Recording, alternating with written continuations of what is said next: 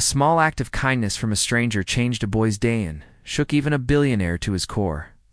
It was a quiet afternoon at the little restaurant tucked on a busy city street. The usual lunchtime rush had passed, and the place was now filled with the soft clinking of cutlery, hello, murmurs of conversations, and the occasional hum of the air conditioner. Sunlight streamed gently through the windows, making the wooden tables glow warmly, and the smell of freshly brewed coffee mixed with the faint aroma of baked bread created a comforting atmosphere. Emily, a young waitress with a friendly smile and a natural sense of empathy, moved between the tables, clearing plates and taking orders. She had been working here for a few years, and over time, she had grown used to noticing the little things, the nervous fidget of a teenager on his first date, the worried glance of an elderly man reading a letter, or the quiet laughter of a group of friends sharing stories. On this particular afternoon, Emily's attention was drawn to a small boy sitting alone in a corner of the restaurant. He looked no older than 7 or 8, and he sat on a chair that seemed a little too big for him, his legs dangling slightly above the floor. His small hands were tightly clasped together on the table. He kept staring down at the menu as if it contained some complicated secret. But it wasn't the menu that held his attention. It was more the sense of fear and tension radiating from him. Emily had seen anxious children before, but there was something different about this boy. His lips were pressed into a thin line, his eyes darting nervously to the door every few seconds. He was trembling, not from the cold, but from some deep unease that Emily could feel, even from a distance. Curiosity and concern pulled her closer. She approached him slowly, crouching slightly so she wouldn't tower over him. "Hi there," she said gently. "Are you waiting for someone?" The boy looked up briefly, startled, as if her presence had caught him off guard. His wide eyes were a pale blue, glimmering with a mix of worry and vulnerability. For a moment, he didn't answer, just stared at her, his small shoulders shaking slightly with suppressed sobs. Emily recognized that looks the way a child tries so hard to appear brave while their fear quietly takes over. She knew that pushing him for answers wouldn't help.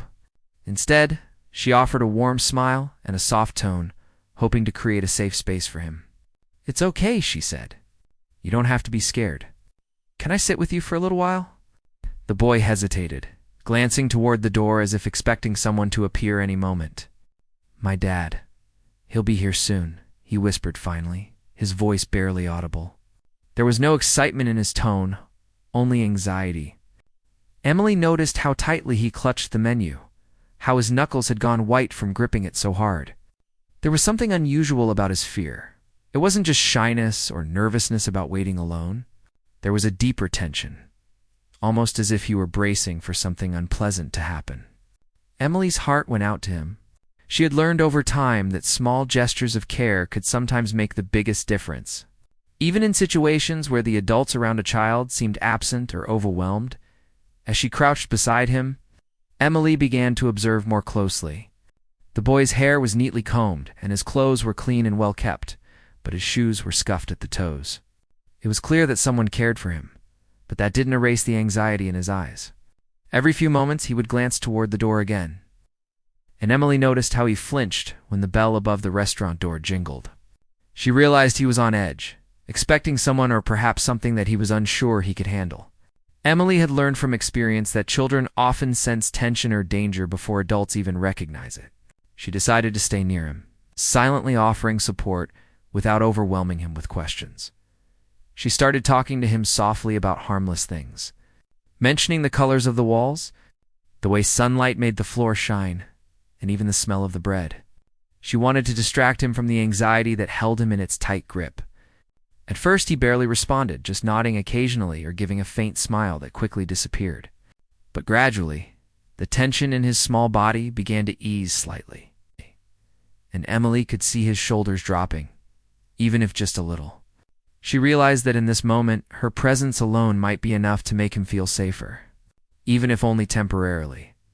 As Emily continued to talk, she noticed the boy's hands unclenching slightly, although his fingers still trembled a bit. She thought about how many children grow up in situations where their fears are ignored or misunderstood, and she felt grateful that she could offer even a tiny sense of comfort. Emily had always believed that every child deserved to feel safe, especially when the world around them seemed intimidating or unpredictable. She knew she didn't need to solve his problems sometimes. Simply being there, acknowledging their fear, and offering kindness was enough to make a difference. The restaurant itself seemed to fade around them, with the normal bustle and chatter becoming a gentle background hum. For a brief moment, it was just Emily and the boy in the corner. Two people connected by the simple human need for understanding and safety. She didn't know what awaited him, and she couldn't predict what his father would be like. But she resolved to make this small corner of the restaurant a place where he could breathe, even if only for a few minutes. That was all she could do, and sometimes that small gesture was more powerful than any grand solution. Emily's empathy and patience, combined with the boy's quiet resilience, created a fragile yet comforting balance. She realized that sometimes ordinary days bring extraordinary moments. And for this small, trembling boy in the corner of a busy restaurant, the presence of a kind adult, even a stranger, might be the first step toward feeling safe again. Emily noticed the boy still sitting nervously at the corner table, his small body slightly trembling despite her calm presence. He seemed lost in his own thoughts, staring down at the menu as though it could somehow shield him from the worry inside him. Emily had seen children like this before, kids who were anxious, scared, or struggling to feel safe, but something about him tugged at her heart in a way she could not ignore. She wanted to do more than just sit beside him and talk. She wanted to offer him something tangible, something small that could give him comfort, even if just for a few minutes. Walking back to the staff area, Emily looked around for something that might help. The kitchen had the usual assortment of things: coffee cups, napkins, trays. But her eyes fell on a small toy car lying on a shelf near the break area. It was a simple toy, slightly worn at the edges, left behind by a child who had visited the restaurant earlier in the week. It was nothing fancy, just a tiny red car with little black wheels, but to a child, it could mean a lot. Emily picked it up carefully and thought about how such a small gesture might bring even the tiniest bit of relief to a boy who clearly needed it. Returning to the boy, she knelt down again and gently placed the toy car on the table in front of him. At first, he did not move. His hands were still curled tightly around the menu, his eyes wide and cautious as he looked at the bright little toy. Emily spoke softly, in the same gentle tone she had used before. "I thought you might like this," she said. "You can play with it while you wait. It's just a little car, but maybe it can make the time go by faster." The boy's eyes shifted from the toy to Emily and back again. There was a moment of hesitation, a silent internal battle visible on his face. He wanted to accept it, but was unsure if he should. Emily understood that perfectly. She knew that children who felt anxious often had trouble trusting new things or people, even if those people meant no harm. She gave him space, waiting quietly, letting him make the decision without pressure. After a few long seconds, his small fingers reached out slowly, and he touched the car. The effect was almost immediate. As soon as he held the toy in his hands, his trembling seemed to lessen slightly. He rolled the car along the edge of the table, moving it back and forth as if he were lost in a different world, a world where he did not have to worry about what might happen next. Emily watched him closely, noticing how the tension in his body began to ease. His shoulders dropped just a little, and he even allowed a faint smile to appear on his lips, though it was quickly hidden again. She could see that this simple act, a tiny toy offered with kindness, was beginning to work its quiet magic. Emily decided to keep talking to him, but this time she focused more on the toy than the anxiety. She asked him about the car, what kind of adventures he imagined it could go on, and whether it could race other cars in his imagination. At first, the boy responded in small, hesitant words, but gradually he began to speak more freely. He described how the car could speed along roads, jump over imaginary ramps, and explore faraway places. His imagination seemed to take over, and with it, his fear faded a little. Emily listened intently, encouraging him with nods and smiles, making him feel that his ideas and his play mattered. As the minutes passed, the boy's transformation became more noticeable. The tight grip he had on the menu relaxed, and he leaned forward, fully engaged with the toy. His eyes, which had been wide with anxiety, now sparkled slightly with curiosity and excitement. For the first time that day, he seemed like a normal child, fully absorbed in something that made him happy instead of worried. Emily felt a sense of relief and quiet joy herself, knowing that such a small gesture could have such a meaningful impact. She realized that sometimes the simplest acts of kindness, a toy, a smile, a few words of encouragement could reach into the deepest corners of someone's fear and bring a glimmer of peace. While the boy played, Emily continued to observe him discreetly. She noticed how he occasionally glanced toward the door, as though still aware of the outside world and what might come through it. But even those glances were less tense than before. The toy had given him something to focus on, a safe object to hold on to while he processed his emotions.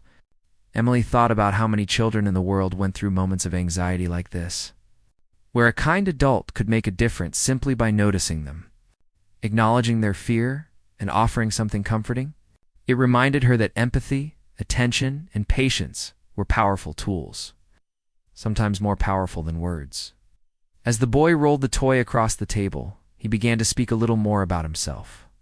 He shared small details like how he loved cars, how he sometimes liked to draw them, and how he wished he could have a big collection at home. Emily listened and encouraged him, not just for politeness, but because she genuinely cared. She understood that for children, sharing their thoughts and having someone acknowledge them could help them feel seen and valued, especially when life around them felt overwhelming. The atmosphere in the corner of the restaurant shifted. What had started as a tense and quiet waiting period now became a moment of connection, a gentle bridge between two people from completely different worlds. Emily's small act of giving the toy created not just comfort, but a sense of trust. The boy realized that he could let his guard down, at least a little, without fear. Emily realized that being present, patient, and thoughtful was sometimes the only way to help a child feel safe when no one else was around to do it. Even as she watched him, Emily understood that this was only a temporary moment of relief. She did not know what challenges awaited the boy outside the restaurant, or even who would come through the door soon. But in that moment, she had managed to bring a small piece of calm into his life. She had reminded herself once again of the power of kindness, of noticing the small signs of fear and responding with patience and care. The boy's breathing became more steady, and the shaking in his hands slowed down as he continued to play with the little red car. Emily stayed nearby, offering quiet reassurance without overwhelming him. Her presence, a steady anchor in the midst of his nervous energy. The soft background hum of the restaurant, the gentle light, and the comforting smell of bread and coffee all seemed to contribute to the safe space she had created. For a few precious minutes, the boy could be just a child again, playing with a toy, imagining adventures, and forgetting the worries that had weighed on him since he arrived. Emily realized that moments like this, small yet profound, were part of what made her work meaningful. It wasn't the tips or the orders taken perfectly. It was the ability to make someone feel safe, to bring a brief respite from fear or anxiety, and to witness the quiet power of empathy. And as the boy rolled the toy along the table, completely absorbed, Emily knew that she had done just that, given a small boy a moment of peace, a spark of joy, and a reminder that even strangers could care deeply in small, meaningful ways. The restaurant was still quiet, the afternoon sun casting warm light across the tables. The boy sat in the corner, his hands now calmer as he rolled the small red toy car across the table. Emily watched him with a gentle smile, quietly glad that the simple gesture had helped him relax, even if just a little. For a few minutes, the corner table had become a small haven of peace, a place where the boy could forget, for a short while, the anxiety that had gripped him so tightly when he first arrived. Emily felt a sense of quiet satisfaction, knowing she had made a difference no matter how small. She didn't have to say much. Her presence and the little toy were enough to bring calm. Then, the door to the restaurant opened. The familiar chime rang softly, but this time it sounded different, heavier, so it carried the weight of someone important. Heads turned, not in rudeness, but in curiosity, as a man walked in. He was tall and sharply dressed, wearing a dark, tailored suit that spoke of wealth and influence. His hair was neatly styled, his face calm but serious. His eyes scanned the room almost as if he were calculating everything around him. Emily immediately noticed that the boy's gaze snapped toward the door. And though his body had been calmer, a new tension crept back into his small frame. He clutched the toy a little tighter now, his knuckles white against the plastic. Emily, too, realized something unusual was happening. There was an intensity in the man's presence, a quiet authority that seemed to fill the room. He walked slowly toward the boy, but as he approached, he stopped. His expression changed subtly. It was not anger or even impatience, but something more complex, something like shock, disbelief, or even a sudden awareness that he had never experienced before. Emily noticed how he froze for a moment, eyes locked on the boy playing with the tiny red car. It was almost as if he were seeing his son in a completely new way. Noticing details that had escaped him before, the way his small fingers wrapped around the toy, the slight curve of a smile that had appeared briefly, the concentration in his pale blue eyes. The boy, sensing someone near, glanced up again. His father's presence was overwhelming, but he did not immediately recognize him as a threat. He still had the toy in his hands, a shield of comfort against the strange mix of awe and tension he felt. Emily stayed back slightly, giving the man space, but ready to step in if needed. She didn't know who he was, but something in the way he paused and watched suggested he was deeply connected to the boy, and that his emotions were complicated. Finally, the man approached the table fully. Emily could see his hands twitch slightly at his sides, betraying a rare vulnerability beneath his composed exterior. He knelt down just enough to be at the boy's eye level, and for a few tense seconds, they simply looked at each other. The toy car sat between them, small and ordinary, yet somehow it had become the center of a profound moment. Emily realized that this simple object had broken through a wall of fear that even a parent had struggled to reach.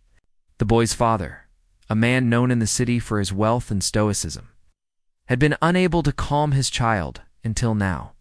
The man's voice, when it finally came, was quiet and unsteady. It was not the commanding tone one might expect from a billionaire, but something softer, almost fragile. "Where did you get this?" he asked, glancing briefly at Emily, though his eyes quickly returned to his son. Emily, feeling a mixture of curiosity and respect, responded softly, "It was just a little toy we had here. I thought he might like it." She did not elaborate, knowing that sometimes words were unnecessary. The way the man looked at his son, however, said more than words ever could. There was awe, gratitude, and a hint of regret or recognition that he had not been there for his child in the way he should have been. For the boy, the presence of his father was overwhelming at first, but the toy remained a constant, grounding him. He continued to hold it lightly, rolling it along the table, as though it were a bridge between his fear and the unexpected arrival of the man he had been waiting for. Emily noticed that the boy's posture, while still slightly tense, was more relaxed than it had been before his father arrived. The toy had given him a sense of control, a safe object to cling to while he navigated the complicated emotions of seeing a parent he both feared and longed for. The man finally spoke again, this time with a voice heavier with emotion. He leaned closer, almost whispering, and the boy looked up, meeting his gaze. Emily could see tears welling in the man's eyes, tears he likely never expected to show in public. There was an unspoken understanding in that moment. The toy had done what he could not. It had calmed his son, given him comfort, and allowed a rare glimpse of peace. The father's freeze at the sight of his son playing, calm for the first time in what seemed like months, was not just shock. It was the realization of the depth of his child's struggle and the small miracle of relief Emily had provided. Emily stayed nearby, quietly observing, not wanting to interrupt the fragile connection forming at the table. The restaurant staff, who had noticed the arrival of the well-dressed man, watched silently, unsure what was unfolding. They could feel the unusual intensity, the weight of a deeply personal moment playing out before them. No one spoke, but the atmosphere shifted. The hum of the restaurant faded into the background, leaving only the father, the boy, and the tiny red car as the focus of attention. The father finally extended a hand, not for the toy, but toward his son, gently resting it on the table near him. The boy, hesitant at first, allowed his father to come closer. Emily noticed how the tension in the boy's body responded to the presence of his parent, how the toy continued to act as a comforting anchor. It was a quiet, delicate dance of emotions, trust, and recognition, a moment that neither words nor grand gestures could replicate. For a brief, extraordinary few minutes, the ordinary restaurant had become a stage for an emotional revelation. A small act of kindness from a stranger, a simple toy, had bridged the gap between fear and relief, between anxiety and connection, between a child and a parent who had struggled to reach him. Emily realized that moments like these were rare and precious, the kind that change lives quietly, leaving lasting impressions in ways no one could immediately measure. Finally, the father's voice softened further. He whispered something to his son that Emily could not hear, yet the boy's expression shifted, subtly relaxed just enough to let a small, genuine smile appear. Emily felt her own heart swell, a quiet joy knowing she had helped create this moment. The man, the billionaire father who had initially frozen in shock, now seemed to understand the profound impact of a simple gesture. He glanced at Emily once more, eyes filled with unspoken thanks, a recognition that no words could fully capture the gratitude he felt. In that corner of the restaurant, ordinary objects, ordinary people, and ordinary actions had combined to create something extraordinary.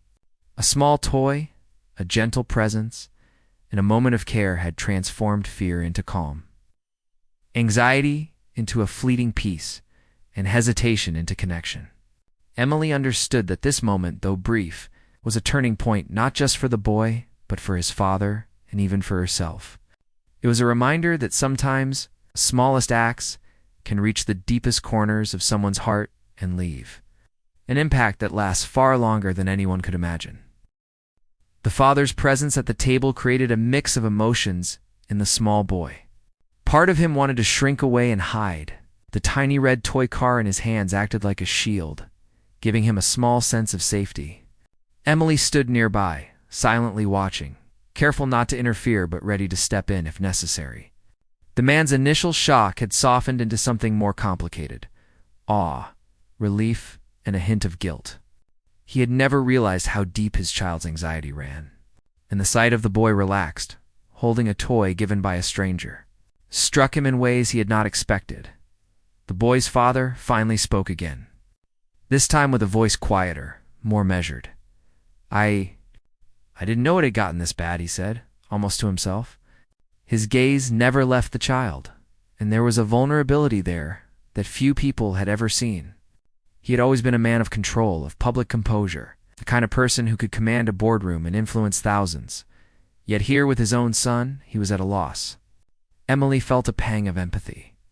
She knew that sometimes even the most successful people could feel powerless when it came to their children, and that this moment, small as it seemed, was monumental. The boy continued to hold the toy, rolling it gently back and forth across the table. His breathing, which had been shallow and rapid before, had now become steadier, though small trembles still ran through his fingers. The father noticed, and his eyes softened even further. He knelt slightly, lowering himself to the boy's level. "Hey, buddy," he said gently. "This is yours?" The boy nodded, gripping the toy a little more tightly. There was no scolding, no sharp tone, just a quiet attempt to connect. Emily realized that this was the turning point. The father was meeting his son where he was, acknowledging his world instead of imposing his own expectations. Emily quietly stepped back, giving them space. The father reached out slowly, placing his hand near the boy's on the table without forcing contact. The boy glanced at him, hesitant, but the gesture itself was enough to show that his father wanted to be there in a supportive way. Emily noticed how the man's expression shifted between relief and deep concern. He realized that even small acts, kneeling, speaking softly, placing a hand nearby, could help rebuild trust that had been frayed over time. It was a delicate balance, and Emily could see that he was trying hard not to rush or frighten the boy further. The father began to speak about small things, just to keep the conversation gentle. He asked what the boy liked about the toy, what adventures he imagined for it, and whether it could race across imaginary roads. The boy's eyes lit up slightly as he described scenarios where the car zoomed across mountains and forests, exploring faraway lands. His father listened, nodding, encouraging him, and even smiling faintly when the boy acted out the adventures with the little car. Emily noticed the subtle transformation in the father, from shock and uncertainty to involvement and connection. The boy's world had begun to open up. His father was starting to enter it not with power or authority, but with patience and genuine curiosity. After a few minutes, the father leaned closer. "I'm sorry I wasn't there sooner," he said softly. The words were uncharacteristically gentle, almost fragile, but Emily could see the weight behind them. This was a man who rarely expressed emotions so openly, yet he felt compelled to acknowledge the struggles his son had endured. The boy, still holding the car, looked up at him with wide eyes. There was hesitation, a tiny flicker of doubt, but the sincerity in his father's voice was undeniable. Emily felt her heart lift slightly. This moment on apology, a recognition, a willingness to be vulnerable, was monumental. The boy's body relaxed further, though he remained careful. The toy was still his anchor, a bridge between fear and trust. Emily saw how small gestures had paved the way for this delicate reconnection. The father reached out again, this time brushing a strand of hair from his son's forehead. A simple action filled with tenderness. The boy didn't pull away. Instead, he held the toy in one hand while allowing the father to touch him gently with the other. Emily realized that this was not just a moment of comfort. It was a moment of healing. A subtle but important step toward restoring a bond that had been strained. The father continued to speak softly, asking questions about school, friends, and the things his son liked to do. He didn't demand answers. He simply listened, giving the boy space to share in his own time. Emily noticed the boy's posture becoming more relaxed, his small body leaning slightly forward, engaged in conversation. For the first time that day, he felt truly seen, not as a child to be controlled, but as a person with thoughts, feelings, and imagination. The father's patience, combined with the simple act of giving him attention, was creating a subtle, profound change. Emily thought about how often adults underestimate the power of these small actions. Sitting with a child, listening carefully, acknowledging their interests, and allowing them to lead the conversation could work wonders. Here, in this quiet restaurant, the combination of a simple toy, the father's willingness to engage, and Emily's thoughtful presence created a moment that was almost magical. It wasn't loud or dramatic. It was quiet, personal, and deeply significant. After some time, the father smiled genuinely. He wasn't trying to impress anyone. He wasn't performing for the staff or other patrons. He was simply connecting with his child. Emily could see the relief on his face, the kind that comes when someone finally understands a problem they thought they could never fix. He whispered something to his son, and though Emily couldn't hear the words clearly, the boy's expression shifted. A small smile appeared, fleeting but real, showing that he felt safe and seen. The father's eyes met Emily's for a brief moment. There was gratitude there, unspoken but powerful. He didn't need to offer money or praise. His silent acknowledgement was enough. Emily knew that her small act, bringing the toy, sitting nearby, offering quiet support, had helped create this moment. The connection between father and son was no longer frozen in fear. It was opening, slowly but surely, toward understanding and trust. The boy's laughter was quiet at first, almost hesitant, but it grew as he continued to play with the toy and talk to his father. Emily's heart lifted. This was more than a simple afternoon in a restaurant. It was a turning point.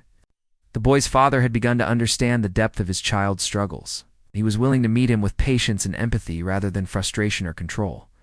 Emily saw that even small, thoughtful actions could ripple outward, creating significant emotional change. The father finally said softly but firmly, "Thank you." He wasn't thanking Emily with money or grand gestures. It was a heartfelt acknowledgement of her role in helping his son feel safe. Emily smiled, feeling the quiet satisfaction that comes from knowing she had helped create a moment of healing. She realized that sometimes the most profound impact doesn't come from wealth, authority, or dramatic gestures. It comes from noticing, caring, and acting with empathy at exactly the right time. By the end of the interaction, the boy was calmer, his fear replaced by a cautious but genuine sense of trust. His father had entered his world, not as a powerful figure, but as a caring parent, willing to understand and support. Emily stayed close, but unobtrusive, knowing her role had been important, yet subtle. The small red car remained a symbol of the bridge between fear and safety, a reminder that even the simplest objects and actions could create extraordinary change. The small boy sat at the corner table, his hands still wrapped around the tiny red toy car, but now the tremors had almost completely disappeared. The anxiety that had been so visible when he first arrived seemed to have softened, replaced by a cautious sense of calm. His father remained kneeling beside him, speaking gently, asking questions, and listening with genuine attention. Emily watched quietly from a short distance, her heart swelling with quiet satisfaction. She had never expected that a simple toy, a small act of kindness, could play such an important role in reconnecting a child with his parent. Yet here she was, witnessing the extraordinary impact of her gesture. The father's expression had changed dramatically. The shock and uncertainty he had shown upon first entering the restaurant had been replaced by a mixture of relief, gratitude, and something Emily recognized as vulnerability. It was rare for him to display any emotion publicly, yet he now seemed almost unguarded. He realized how deeply his son had been struggling, and how little he had known of the child's inner world. Seeing his son calm, playing, and even smiling slightly, made him aware of the silent moments of fear and loneliness his child had endured, moments he hadn't noticed in his busy life. Emily understood that this was a pivotal moment, not just for the boy, but for his father as well. The boy finally spoke a little more, his voice quiet but steady. "I like it," he said, nodding toward the toy car. His father smiled gently and leaned closer. "I'm glad," he said softly. "I'm glad you're feeling better." Emily noticed how careful the father was not to pressure him, not to demand more than his child could give in that moment. This was not about control, authority, or showing strength. It was about connection, understanding, and patience. Emily had seen many parents struggle to engage their children, even with good intentions. But here, in this simple, unassuming restaurant, the father was beginning to truly meet his son where he was. Time seemed to slow down. The restaurant's usual sounds, the clinking of cutlery, the low hum of conversation, the soft music in the background, faded into insignificance. All that mattered in that moment was the quiet interaction at the corner table. A father, a son, and a small red toy car acting as a bridge between them. Emily watched as the boy's father gently guided him into conversation, asking about his day, his favorite games, and even the simple things he enjoyed. The boy responded cautiously at first, but gradually his answers became more confident. He laughed softly at his father's attempts to imitate the imaginary car racing along its adventurous paths. Emily felt a sense of awe at how something so small could bring about such a profound change. The father's gestures were careful but deliberate. He reached out occasionally, lightly resting a hand near the boy's on the table or adjusting his son's sleeve as if to make him more comfortable. The boy did not pull away. Instead, he continued to hold the toy, the car now serving as a source of comfort and stability while he navigated a new emotional landscape. Emily realized that the toy was no longer just a simple object. It had become a symbol of trust, safety, and reconnection.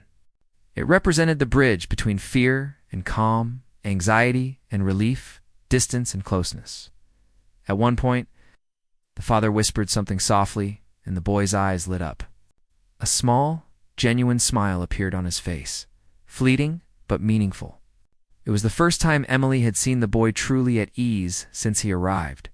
She felt a quiet sense of triumph, not for herself, but for the small, vulnerable child who had been trembling just moments before. The father seemed aware of this milestone as well, his own eyes reflecting pride and relief. He reached out, gently resting a hand on his son's shoulder. The boy allowed it, his trust slowly growing. Emily recognized the delicate significance of this gesture.